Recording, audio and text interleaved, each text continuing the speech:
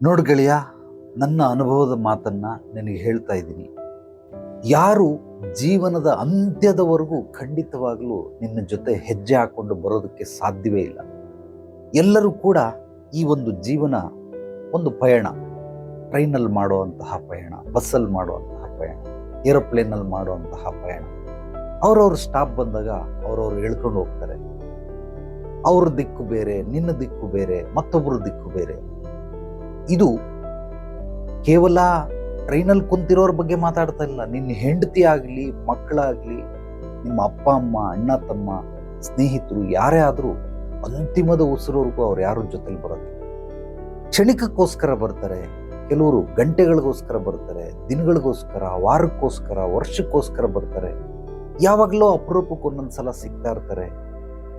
ಸಾಯೋವರೆಗೂ ನೂರಾರು ಜನ, ಸಾವಿರಾರು ಜನ ನಿನ್ನ ಜೀವನದಲ್ಲಿ ಬಂದು ಹೋಗ್ಬಿಟ್ಟಿರ್ತಾರೆ, ಆದು ಹೋಗ್ಬಿಟ್ಟಿರ್ತೀಯ. ಅದೇ ರೀತಿ ನೀನು ಅಷ್ಟೇ ಬೇರೆಯವರ ಜೀವನದಲ್ಲಿ ಬಂದು ಹೋಗುವಂತಹ ಅತಿಥಿ.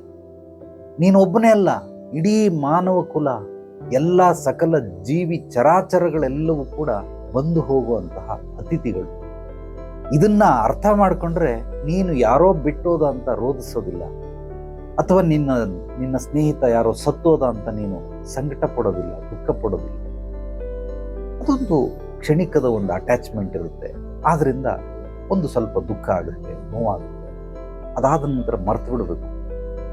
ಅದು ಆಳವಾದ ಜ್ಞಾನ ನಿನ್ನ ಒಳಗಡೆ ಇದ್ರೆ, ಮನಮಸ್ತಿಷ್ಕದಲ್ಲಿ ನಿನಗೆ ಹೆಚ್ಚು ದುಃಖ ಆಗೋದಕ್ಕೆ ಖಂಡಿತವಾಗೂ ಸಾಧ್ಯವಾಗುತ್ತೆ. ಆದ್ರಿಂದ ಮತ್ತೆ ಮತ್ತೆ ಹೇಳ್ತಾ ಇದ್ದೀನಿ, ನೀನು ರೋಧಿಸೋದಕ್ಕೆ ಏನೂ ಇಲ್ಲಿ ನಿಂದಲ್ಲ.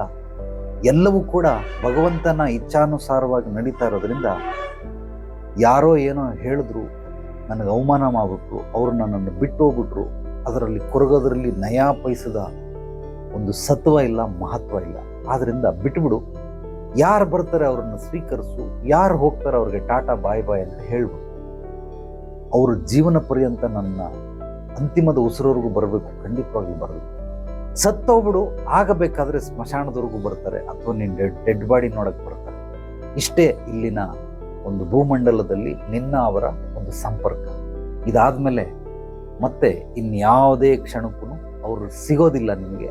ಅದನ್ನ ನೀನು ನಿರೀಕ್ಷೆನೂ ಮಾಡಬೇಡ.